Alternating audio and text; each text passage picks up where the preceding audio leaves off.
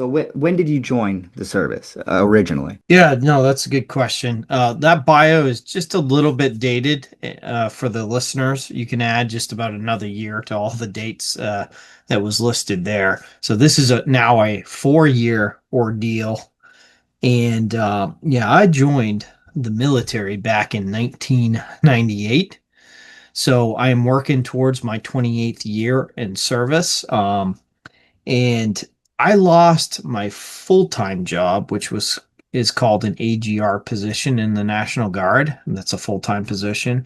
I survived as a part-time traditional guardsman and then escaped to the Army Reserve as what they call a TPU, a drill weekend soldier. So I've survived still being in but losing my full-time pay, and what I can see now as some reinstatements are happening, I think we're probably at 10 or so, um is that I have endured a lot of punishment by staying in. My record is trashed. However, I have come through the corrections board and a lot of the derogatory stuff has come out. However, you can't remake uh, OERs, officer evaluation reports, or for the NCOs, NCOERs, non-commissioned officer evaluation reports. I'm missing tons of evaluations. So that, in the civilian job, these would be your annual evaluations that, job performance, and, if you do a good job, this elevates you. Well, I'm missing, even though the board has corrected my record, got all the derogatory stuff out, I'm still missing stuff like that. So I still can't progress if I wanted to continue to stay in, because there's no good stuff, you know. So the Right. bad stuff is gone, but there's no good stuff to be had because if you stayed in, you endured punishment in so many ways. So yeah.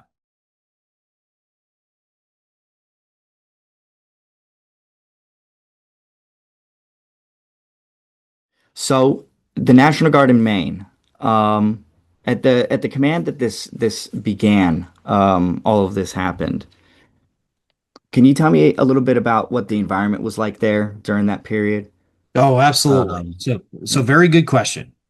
I'll claim this title because nobody's corrected me. I've been at many speaking engagements and of course done a lot of podcasts over the 40 plus years. I am the first one. Again, I stand corrected if anybody comes out with an earlier date. I filed my religious exemption, is what I called it back then, on 1 December 2020. So I'm the first one until somebody comes out and corrects me. All right. Uh, so I wasn't even using the terminology accommodation packet back then. That's how early this was. And submitted. So that's prior to the shot coming out. Okay. That's prior to the shot. Because of my profession, CBRN officer. And by the way, I have many branches in just like I had many MOSs as an enlisted guy, I had many branches as an officer. Um, so I was field artillery to start with. I used to do fire direction, and then I converted over to an engineer officer, which fit at the time my civilian occupation in construction. And then the last 16 plus, almost 17 years, CBRN officer, which is what I loved. I absolutely loved it. So you're talking to a very experienced guy. I should have been a lieutenant colonel 4 years ago. So just kind of that helps the audience gauge. Even though I may look young because I just shaved, I am 45. Been around, done a lot of things, and when I deployed overseas to Iraq, it was the year of the buildup of Baghdad and the surge, and I was convoy security, so I operated as a military police slash light infantry type. Okay, wasn't even working in my branch of service. So again, I know a lot of stuff, right? And then I also right. had a civilian career, so I'm well rounded in a jack of all trades type. Okay, so when I settled into Seabird, which you should know this probably well. Most military officers or leaders, they avoid the CBRN stuff. They hate it. They don't want to deal with it. Don't want to talk about it because that's you Mhm. have to think when it comes to that, right? It's too scary. Yeah, right. I'm sure that it's just like this for the grunts and the Marines, but anywhere in the Army slash National Guard I've been, uh, the leaders never want to deal with that. They just want to put the CBRN officer over there, and oh, we'll call him in. We absolutely need to think this through. Well, Yeah. uh, so I loved it.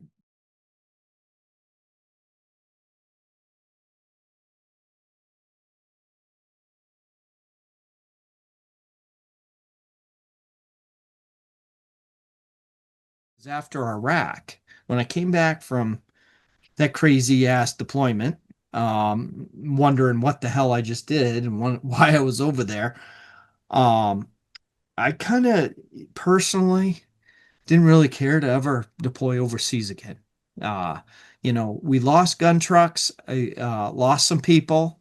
I had one guy in my platoon have a um, IED, but EFP, explosive form projectile. I'm sure you know what that is, but these like super hot slugs um, that come out of an IED. They're made with high-end explosives, so they almost act like a plasma cutter so they're a forced projectile, and they're super hot, so they cut through high hard steel. And so I had one guy, his ass got blown off, essentially like a baseball, or a little bigger than a baseball, went in his one cheek and stopped on the other side of his pelvis. The kid had a wallet. Hopefully, you can see my hand about 4 inches thick, and it smiley faced his wallet after it had gone through, a couple inches of high hard steel, a Kevlar blank, the Kevlar lining on the inside of the gun truck, and then the gunner's cage. Smiley faced his 4 inch wallet, and then didn't come out the other side. Um, and he was saved. He lived. He did live.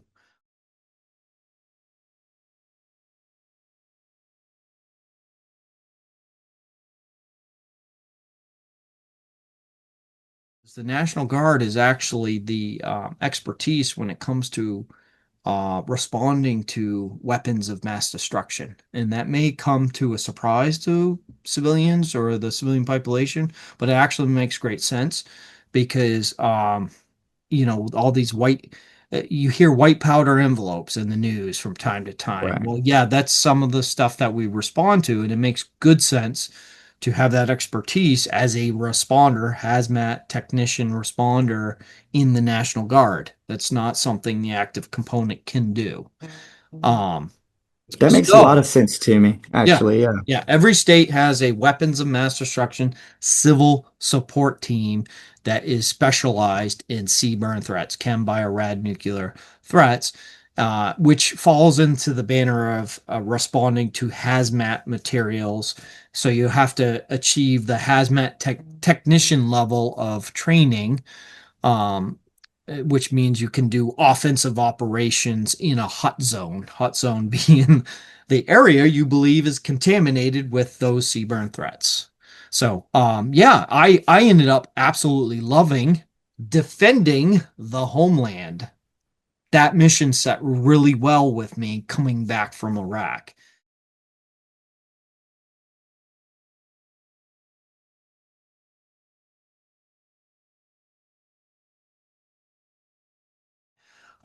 So professional reading is something I used to do all the time. I mean, I have bookshelves and bookshelves and bookshelves of things.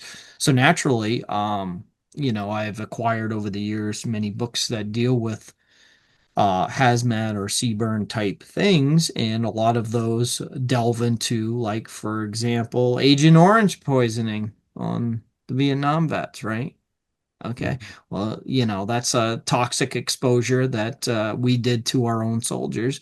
And, the government tried to lie about that for decades. My Wow. grandpa was one of them, actually. There you go. Yep. Yeah, Yep. they almost wouldn't operate on them. Yeah. So, when it's funny, when I mention something like this to like a vet, you can quickly come up with, yeah, my grandfather, my uncle, or whatever. Yeah, he Mm, was in my Vietnam. cousin. Yeah, he got poisoned. He had these weird cancers and stuff like that. It's very common. Just like you start using the topic vaccine, and then you find out this swine flu vaccine that they forced into soldiers in the 70s. A lot of them got sick from it. That's just a little bit after the Vietnam guys, but it would have affected the Vietnam guys. But it was right after Vietnam War time that transpired. And you just talk around, you find out, oh, this is weird. And then the Gulf War syndrome. The government cannot hide from its experimental things or tests that it's done on soldiers over the years. And of course, my professional reading to serve my soldiers better, has led me down this path of, you can't unsee it once you see it. And, and it's my profession. I protect people. I'm supposed to protect the homeland against toxic threats. So, Yeah, right? it's just right up your wheelhouse. It couldn't have It been is. Yeah. it could have been more in line with what you do.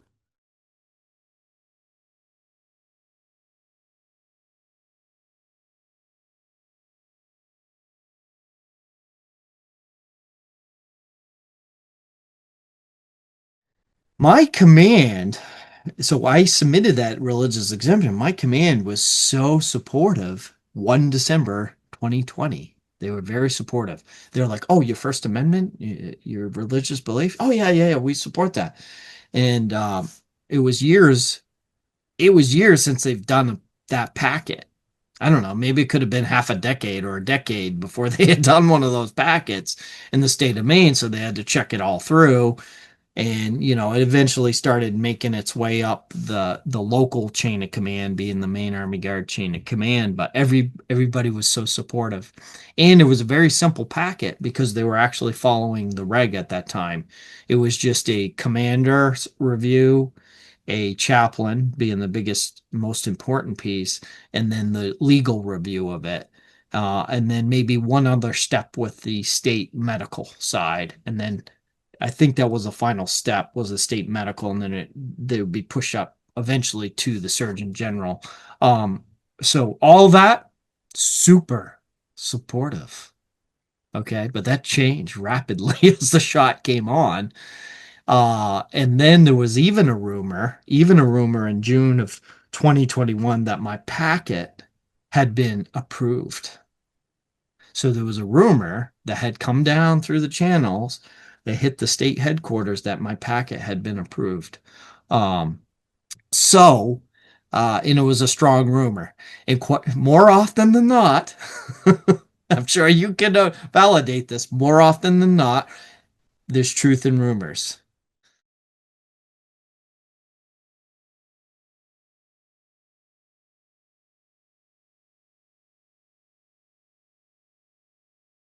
Right? Absolutely. Right. I'm of the mind that they you know, control alt deleted everything anyway. I have no proof to that effect yet outside of a couple individuals I know personally, but that doesn't surprise me at all that, you would have gotten the stamp of approval and it just for it to be disregarded.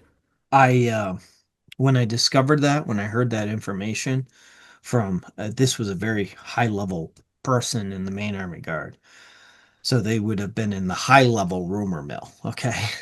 This isn't like E4 rumor mill. This is high level Right. rumor Well, it's mill. got a little So more weight to it.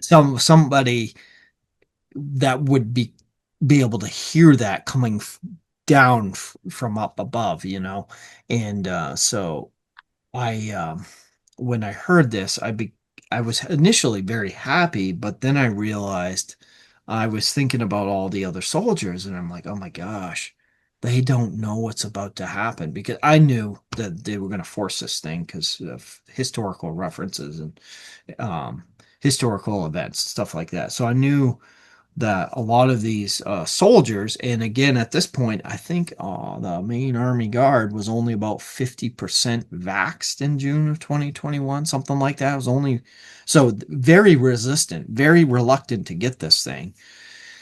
And I became super concerned about all the other soldiers and how I knew the medical exemptions were going to be denied. I knew religious exemptions were going to be denied because I was starting at my level, field grade level, hearing the discussions that were going on. Of course, nobody was going to challenge my religious exemption within the state because th- they were all supportive. A lot of them had signatures on my documents, so it'd be really hard to go against what you said earlier. So I went in my Well, they office, can't be shut, wrong. yeah, I went in my office that day, whatever day that was in June, shut my door, and I prayed to God that my packet would not be approved, so I could be like was what was about to occur with all my other soldiers. Um, and okay, so that did happen. And September 27th of 2021, officially, my packet was denied. So, um, yeah, that's a real thing that happened. I've recorded that in documents, and I it's been tough living through these 4 years, but I believe that God answered that prayer, even though I essentially prayed against myself. And I've lived a miserable, very, very miserable life the last 4 years. My family has suffered tremendously, and I don't get to tell that story. I don't tell that story too often,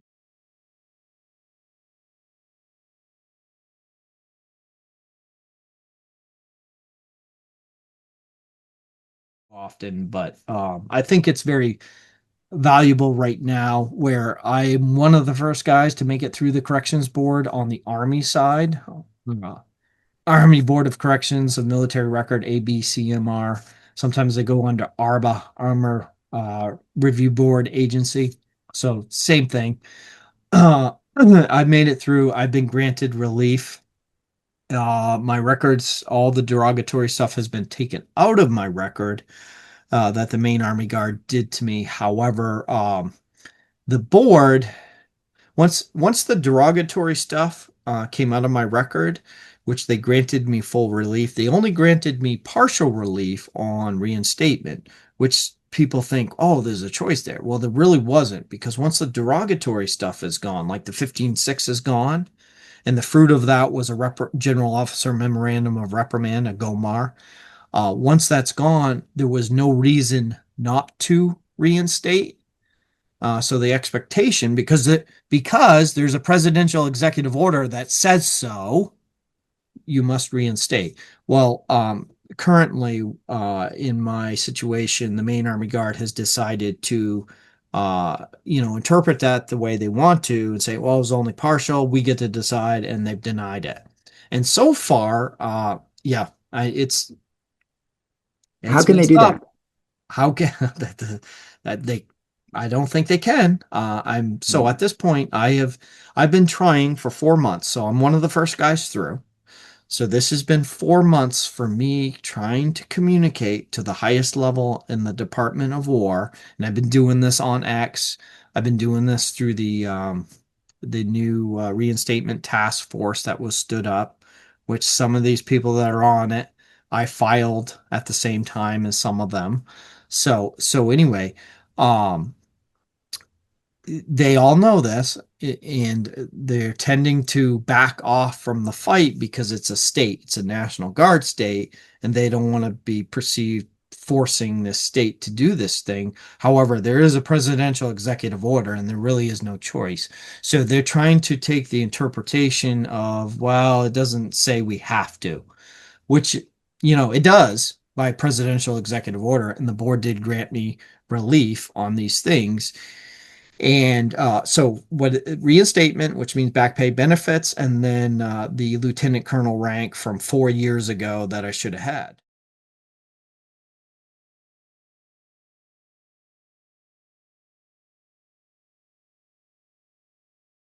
sent it down to the National Guard Bureau and to the state of Maine for consideration. Again, everybody's misusing that term consideration, thinking it means this what we typically think to consider. Oh, we can decide here. No, it doesn't mean that in a legal term. It means you have to do this. I'm sending it down to consideration, for you to consider reinstatement, meaning everything bad has been taken out and there's only one way forward, unless there's a new thing that the board didn't know. And that's not the case here. So they have to consider the reinstatement, meaning they have to do it. Reinstate, back pay, benefits, and then the rank. And mine was like a chain reaction that was supposed to happen. Well, they stopped at pulling the derogatory stuff out of my record, which in a way is a little disturbing. It's almost like erasing the record of wrongs that they did against us. Right, right. I mean, I had the same thought when I was looking into requests and records. We talked about this briefly on the phone. Um, we had the idea to request records because one of my Marines had to request some for a situation he was in, and they couldn't reproduce some pretty vital documents that they are required to keep for a time period. So we got the bright idea, hey, let's request these and try to see if we can put a case study together. And not even a week later, I find out that the Navy's they come out their policy. I'm sure it's everybody, but the Navy is who I heard it from. Their policy is to uh, essentially dump, for lack of a better term, any of your records upon correction. That's exactly like rewriting history to me. I don't think it should be allowed.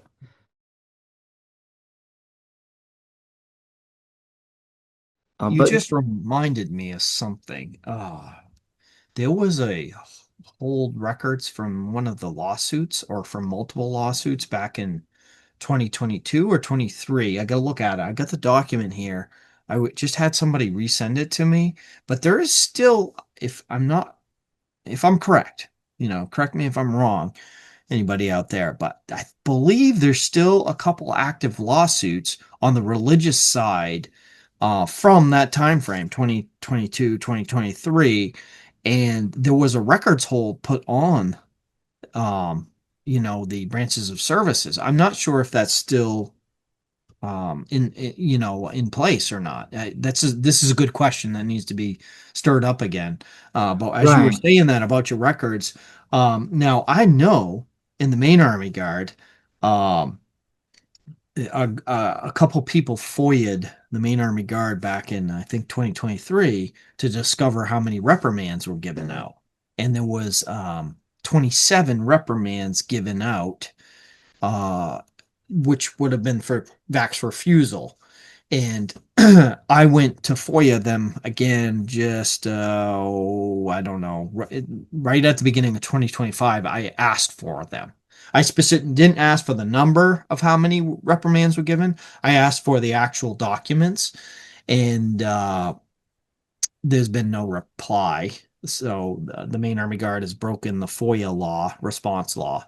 So my guess is that they have destroyed the records. And I'm probably working from a little bit because still have some people that I know inside that organization, right?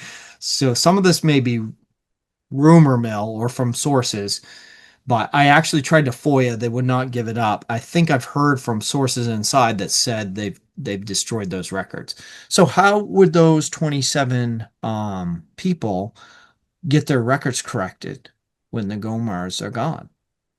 If they weren't, and a lot of lower enlisted people were not in a position to actually get the records because they were so punished hard, heavy-handed, dealt with, that they didn't get it. They were put in a room where senior level people reprimanded them, had the reprimand, and they didn't actually give them the reprimand, but reprimanded them verbally off the document. And and then these were locally held. which I think locally held, there is a just, per the reg, they get destroyed within 2, 3 years or something per the reg, whatever the reg says. Right. Mine was permanently filed to permanently destroy me. However, that is now out of my record. Um, but those GOMARs, so let's say listed guy like yourself, that would have done irreparable damage in a couple years, especially if you were an E4 going for an E5 or E5 going for an E6. That GOMAR would hammer you for a couple years and flag you essentially from being able to do schools that you need for professional development or just schools in general that would make you more professionally competent and stuff like that.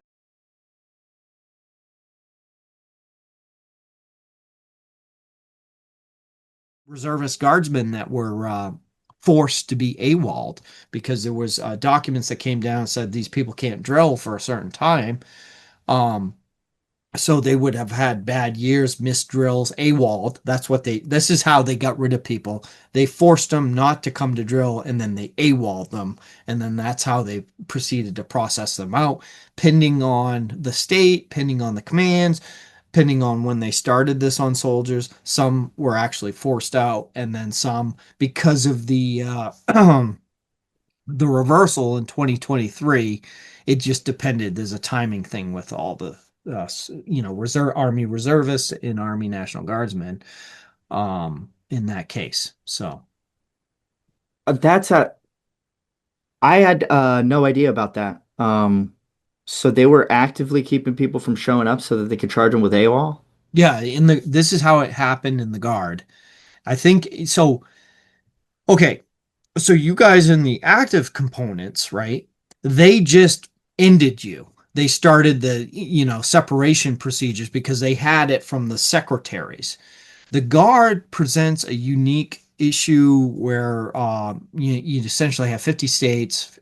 All these different adjutant generals are appointed by the governors. That's the only part that makes it like state feel. However, the soldiers are all paid by the federal side. And so there's this give and take relationship between the federal and the state side. Um, this federal doesn't like to interfere with the states too much. But in this case, Lloyd Austin made a memo very direct to the the reserves and to the Guard state saying you will do this and here's the procedures that are going to be followed. The nasty underhanded procedure that was used for the soldiers, I'm just going to say soldiers troops, but was to say you can't come to drill because you're a disease, right? You're unvaxxed. Well, you can't come to drill. Then what they did was they coded them AWOL. And over, I think missing 3 drills or 4 drills, whatever it is, the admin junkies know, you eventually were AWOL'd out.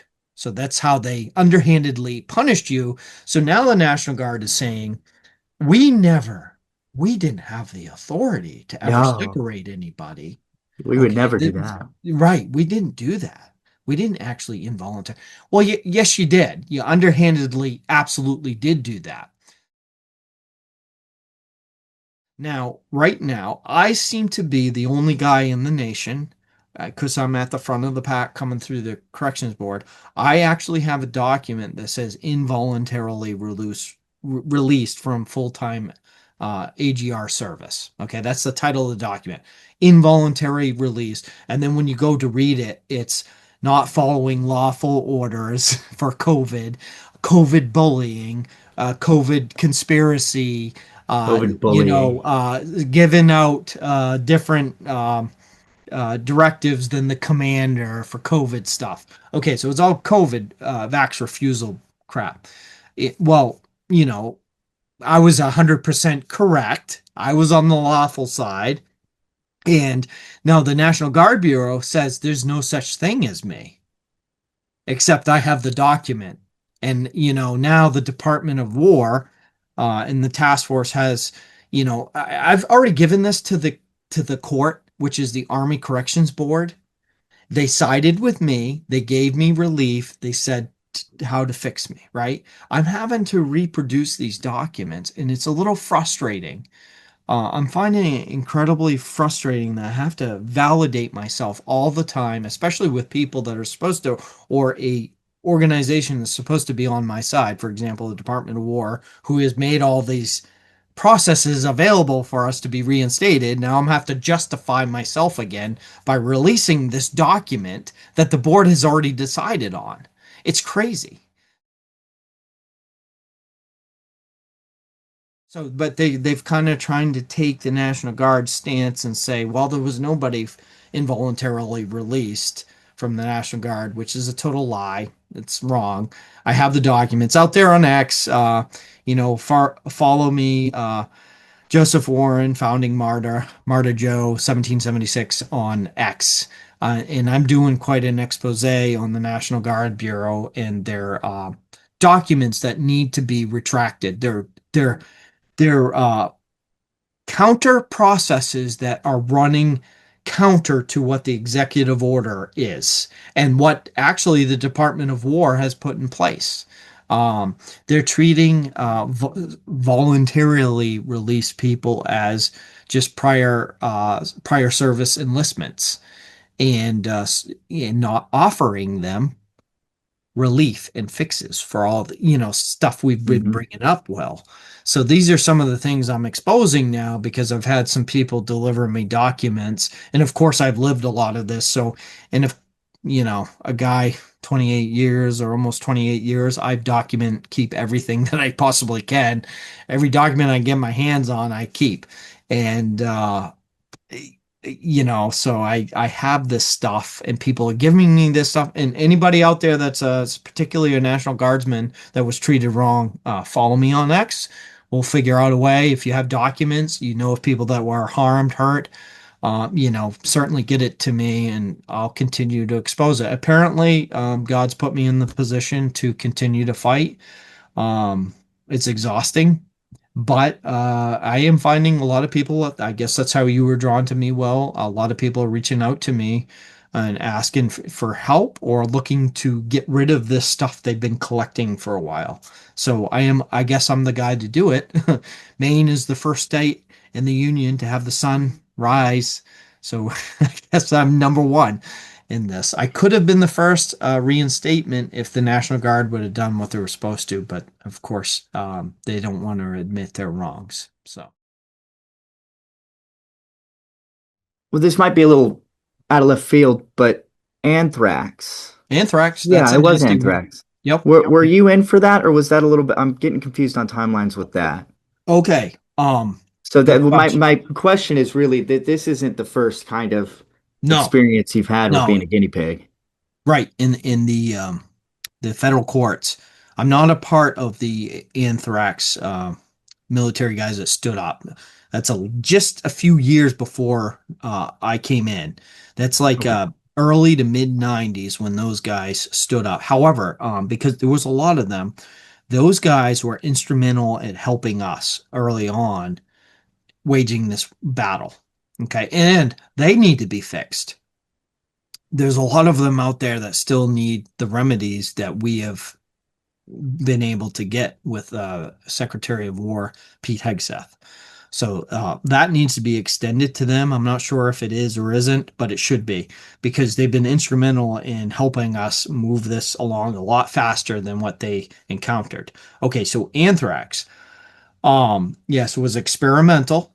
They broke the law, guinea pigs, just like you said. And then eventually they got probably a fake FDA approval eventually based off of I'm sure a fake trial, and ended up forcing the 6 series anthrax. So I've got an interesting story about that. I do believe that I have injuries from that, um, like inflammation, sore, extremely sore joints and stuff like that. In '06, when I deployed to Iraq, I got the series, right? I can't remember if it was number 4 or 5 shot. I have to go into the shot record. That was like the last one I got. It was either 4 or 5, and then I wasn't gonna get the last one. And I think a lot of us were like that, and we're getting close to the end of the deployment, which is a year. So you get these 6 boosters over the year time frame.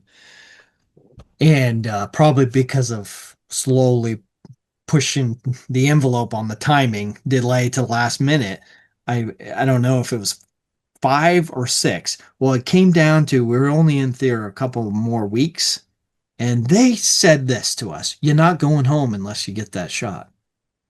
They actually threatened guys. Yeah, and we're losing guys. We have guys getting injured, Purple Hearts, and then they have the gall to tell us you're not frigging going home unless you get this last anthrax shot. Again, for me, I can't remember if it was number 5 or number 6, because of the way I probably put them Oh, off. Um, that kind of coercive behavior, I see it now over the decades I've been in. That was creepy. I should have recognized it. I just became extremely pissed at that time, and of course, I went down and got the damn shot. Because always, when you're arriving and leaving theater is always the most dangerous time, right? And you only got so much energy, emotional energy to fight so many fights. And most of us got very angry having to get that anthrax shot, but we went down and got the shot so we could get the hell home, right? We didn't want to put up that fight. But that's the coercive nature of the military that's been ingrained in on the medical side. you mentioned earlier, you said, was it vaccine bullying or COVID bullying Yeah, as one oh, of the, well, thank you. Yes, yes, I'd like to explain that. Okay, yeah. what that was, there's two incidents, but on one of my documents, it's more so bringing the truth, which was be like stating that it was experimental. So making soldiers aware that it's experimental per the FDA document that had the little footnote there saying there's actually no FDA approved product on the shelves yet. That original document, which was an FDA document. So that was COVID vaccine bullying. So presenting the actual real truth, real information became Oh, bullying.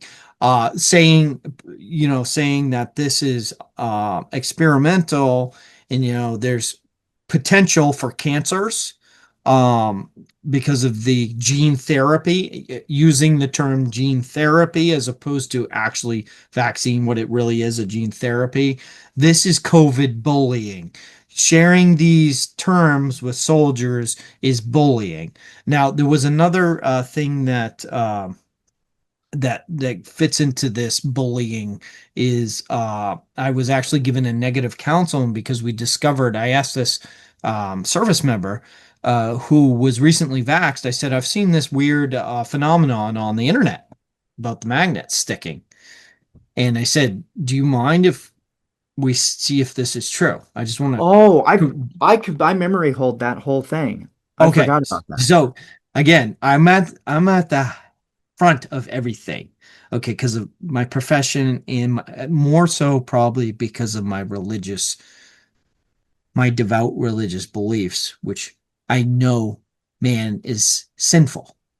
Man's sinful nature is what brings us here, right? Okay, so it's more of a religious, but also pair that with my profession and CBRN, right? And that you just have a guy that's constantly way ahead on things. So, this service member, this is May of 2021. This service member was just vaxxed within 2 weeks. I said, "Do you mind if we just see if this?" And I had the right type of magnet. It was actually a metal magnet, not the ceramic type, but the actual real ones. And she said, "Yeah, no problem." And so anyway, I handed him the magnet. And what was interesting is they were like almost like half the size of dimes. They were little disc type magnets. Okay. Oh, So okay. anyway, one wouldn't seem to stick, but when we stacked three, okay, so it'd become tall. So when we stacked them, so picture half the size of a dime stacked, that thing stuck. And he became alarmed, and we kind of moved it around to see. And then this person had just come in from PT, so we wiped the arm to make sure it was dry and it wasn't like a sweat, like a wet stick. It was not a wet stick. I said, hold right there, I'm going to take a picture of this. And I had asked twice before we did that experiment, are you sure you're okay with this? I said, we don't, So what they tried to do in that case, they gave me negative counseling, say I ordered him to do it. When Yeah. in his own witness statement, it says that I asked and he obliged. So this is I the type know. of corruption. So that's Yeah. COVID bullying as well as sharing information. Um, so anyway, that whole thing is documented and it's at the Army Board of Corrections. That's all documented. There's pictures. It's unavoidable. The magnet's stuck. Interesting time frame, but that seems like forever ago now. And I'm It cleared of does. that. The board had said that was baseless and those were fraudulent allegations. So, and retaliatory too. Yeah. Oh, it's very clear to me, having heard you speak about this, that there can be no doubt that it was retaliatory. I mean, you have somebody like yourself with the amount of experience that you have in that exact field. They don't like what you're saying, so they just decide to get rid of you. So, hey, that's a really good. One of the false allegations was government time waster. I was a government time waster. Okay, That's a because new I one. I was haven't heard wasting that. my time looking up safety data sheets and scientific journals and doing this kind of study. Well, guess what? That's what I get paid to do. Safety data sheets is what I do for precursors for chemicals all the time in hazmat response. You got to know your safety data sheets, all right, or the safety characteristics of anything that I do as a hazmat response person. Okay, so I was a government time waster, and so anyway, when I For doing defended your job. I simply sent the Weapons of Mass Destruction Civil Support Team mission statement, and then, of course, the spots that address my job title as Deputy Commander or Operations, and then an actual training event that we do. So that's how I defended myself in that spot, and then I I don't followed mean to up. laugh at all. It's just so ridiculous. You It know? is, but it's destroyed my life. Right. you know for the last 4 or 5 years now. It's I've lived under, and again I still have to justify myself, like was saying earlier. I've had to actually put the stupid uh involuntary separation from full-time service document out on X, like, to tell the Department of War, yes, your corrections board is right. The thing you commissioned, the courts you commissioned to fix us, they were right. Here's the document. They made probably one of the biggest weighted part of their decision making was that document and a couple other key ones. But I'm like, why do I have to justify myself anymore? I'm already cleared. Like, all the derogatory stuff is out of my record. It was wrongfully done. And I just find it extremely odd. And why this is because I can't get the reinstatement piece, which is actual fruit, which is back pay benefits, which I desperately need. My family needs this now. I've put together, I work for the Truth for Health Foundation and I make a little money doing, stuff that's mentioned in my bio there for it. But I've pieced together all this part-time work to survive over the last 4 years. I'm not making big bucks working for that foundation. I'm just surviving. And that foundation has gave me great contacts and connections with people in the same fight. And it's provided me time, because it's only part-time work, to manage this fight without legal defense. I've done all this and I've won all these things without legal defense. So I have essentially become my own lawyer. So I my agree. wife has okayed this, okay, several times on this journey. Because I've allowed my family to get hurt financially. I've had to tell my kids no, no, no, no over the years. You can't do this, can't do this. So I mostly trust myself, because I find that even when there's supposed to be a friendly entity like the Department of War, I have to justify myself. I shouldn't have to justify myself anymore. I've been through your court that you convened. the Army Corrections Board, and you're still asking me to produce these damn documents? I mean, Like, never mind the fact that you have 27, almost 28 years of military experience in total. yeah, I mean, yeah, I hardly ever talk about my deployment. I did on this podcast, but I hardly ever talk about it. It was ages ago, and it doesn't seem to friggin' matter. It doesn't matter your service, that you did good in that deployment and stuff like that.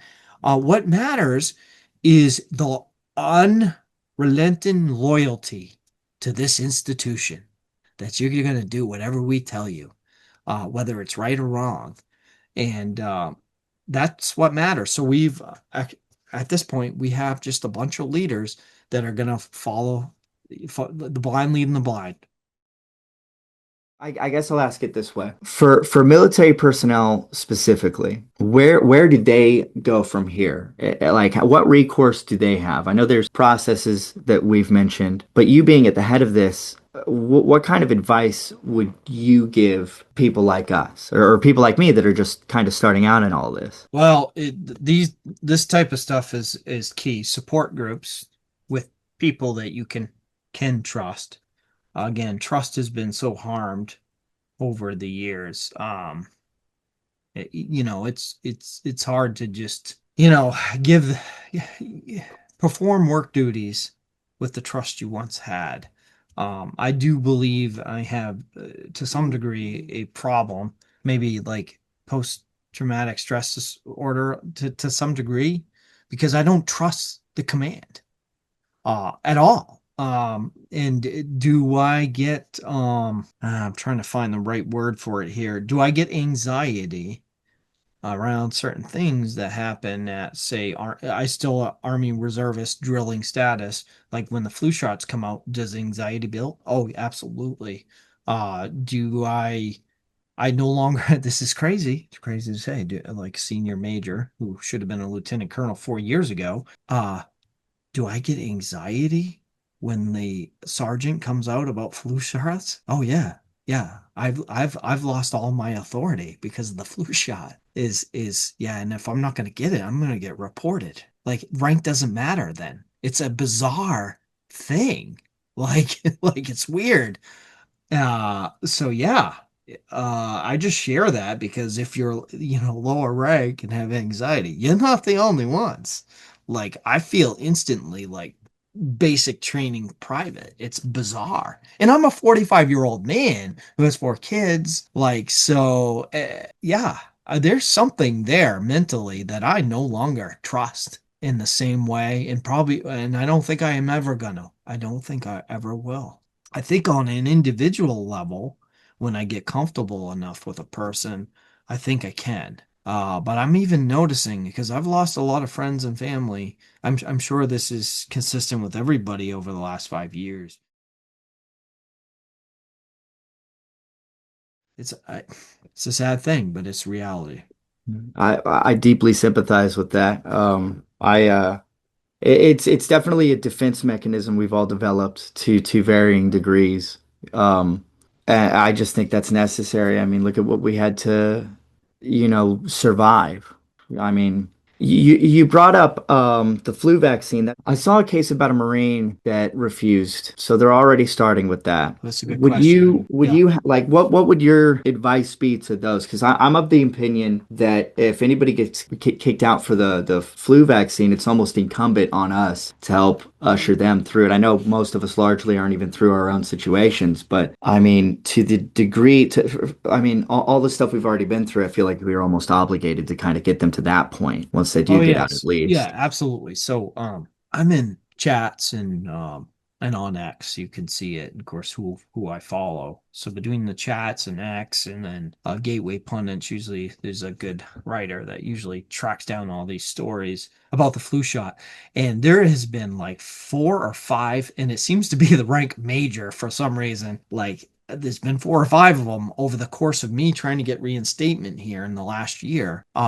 majors that have been nearly kicked out. And it's like on the last day, it finally gets up to the Secretary of War's office directly, skips over the branches of services, because they just say nothing and do nothing. So they let the punishment happen by the local command. But it seems like eventually there's enough yelling on X or the chats or in publications, news publications about some major that's going to get kicked out. And eventually they're spared and saved in the last minute before they're removed. That has happened like 4 or 5 different times that I'm aware of in the last year, maybe more. I don't know. And this is all the flu shot. Oh, it makes me so mad. And then to hear about these majors that you're just talking about, that in particular is it's all new stories to me, but it's like I've heard it before.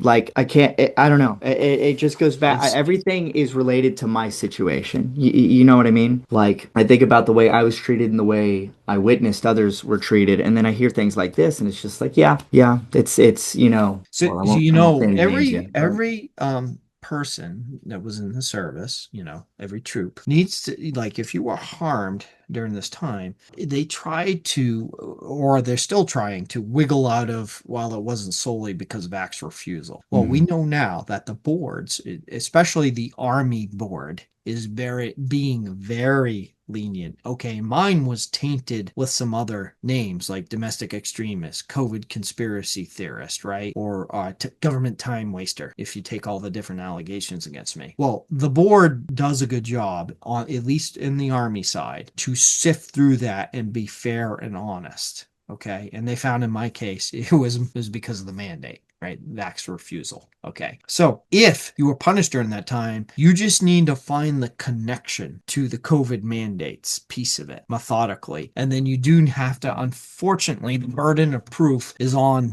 the individual to provide why this mandate, the COVID vax, hurt you. It puts you in this position to do this. So, for example, if you were, like a sergeant and you were trying to give somebody leeway to study or look up their rights for a religious exemption, or if you were giving them information that the shot was unlawful and this puts you in a peculiar spot, and then they punished you, for being, let's just say, insubordinate. You just need to find the direct tie to COVID, okay, and present that to the board. So this is Absolutely. how you need to piece this together when you build your case in support of yourself. And FOIA requests. I have sent many, many FOIA requests out there. The government hardly ever does their job and answers them. However, I did get a couple key ones back. One of them was my security clearance investigation that I didn't know for like 2 years. What the hell? So I was waiting for the friggin', because they used the same fraudulent allegations from my 15-6 investigation. Calling me a domestic extremist or COVID conspiracy theorist. They sent that to the security office. My wife and I are sitting around. Is a friggin' FBI coming through my front door at some point? Like I don't know. Well, apparently I won in like January of 2024, and I didn't know it until May of 25, only because I sent a FOIA request in December of 24 or January of 25. So somewhere right in that time frame, I sent a FOIA request to the security office saying, "What's the outcome? Did I win? What's the deal?" I am assuming I won because I still seem to have a clearance and I haven't been taken out, but I finally got a real good response, and I got the memorandums that were actually sent down to the main Army Guard clearing me. So they took my Oh, side. okay. I won. Yeah. But the Wonderful. main Army Guard set on the memos that whole time, which is a year and a half plus time. They never notified me that I won. They never notified me that I was cleared. So I didn't know that. So you can imagine you're sending these things up to this office that's high level down there in DC, Arlington, wherever the hell, Maryland, somewhere, and you don't know. Well, I did get that FOIA request back, and that meant everything. So I've won every investigation. So that was like a double jeopardy. That's a legal term. I was put in double jeopardy for the same fraudulent allegations. So 15-6 that took my career, and then the security clearance was meant to finish me, period, finish me in my, it took my Yeah. career as in full-time career, and then this was meant to end me totally. And again, that would have been very sour if I would have lost my security clearance. I would have been further punished with, reprimands and whatever you get going out the door that way. But I've won them all. I shouldn't have to justify myself anymore. I've won everything. So, the War Department needs to do the right thing here. Tell the main Army Guard they're taking their AGR slot back and letting me retire out of it, however long that takes. That's what needs to happen. Yeah. They got a taste of a little bit of power over people. They were allowed to act with impunity, and now they don't want that genie back in the bottle. I mean, that's as simple as I think anybody can make it, you know? People that join the military as a stepping stone or cut the throats of their brothers and sisters to advance their career in any way, that's antithetical to everything we're about. Nobody like that has any sort of business being in a position of power over people that are supposed to be protecting this country. And yes, an executive order is very effective if it's followed. It also takes the willpower of those directed to see it through. And right now, as it stands, without knowing any of the other internals, the Department of War isn't holding up their end of the bargain. I'm very eager for some meaningful changes, and that won't happen until accountability is enforced. It's something that is administered. Somebody said the other day, I read it somewhere. Don't ask me to cite it, but I forget even what the post was about, but they were talking about accountability and how it needs to be restored, and that bothered me a little bit because in my mind, and maybe I'm off on this, but accountability isn't something to be restored. It's something that's administered like an actual medicine. And it's not being administered. I mean, saying accountability or we need to restore accountability is to me like saying we need to restore the illusion that people can trust us. But Yeah, we it's need to kind of administer accountability, and it's not being yeah, administered. yeah. That's some good thoughts. Yeah. I'm not sure how they meant it, but definitely that's a good conversation to have with whoever brought that up. Maybe you find out you guys actually agree. They just didn't quite think through what they were saying because I tend to agree with the way you're putting that. It's for the leaders to make ensure they're doing their duty. Part of their duty is to make sure there is accountability up and down the chain of command for things, or you have lawlessness. You have lawlessness, and we're seeing this a lot inside the military. If you wouldn't mind letting everybody know where to find you and your work. Yeah, I think probably the best way is the Truth for Health Foundation. Truth for Health Foundation. You can go to that website and truthforhealth.org. And we do Faith Over Fear seminars every Tuesday. Sometimes we produce some whistleblower reports. It's been a while since I've done some of those. We have a lot of information. I work for a medical doctor who actually has an appreciation for my CBRN background, so we kind of work well together. Her name is Dr. Wonderful. Elizabeth Vliet, and she's kept me afloat in the last couple of years. So that's one place. And then, of course, Joseph Warren, founding martyr, or at Martyr Joe's 1776. So JOSE, it stands for Joseph. And those who don't know who Joseph Warren is, he's a founding father figure, and you should look him up. He plays a huge role in the Battle of Concord and Lexington and forward. So, yeah, if you just follow me there, I'm putting out a ton of information on reinstatement right now. I'm doing essentially an expose of the insubordination of the National Guard Bureau, and that's just fact. They have memos that run counter to the executive order. I don't enjoy calling out levels of command, but you got to do the right thing, and they're not Right. doing the right thing here. So I'll be Absolutely. doing.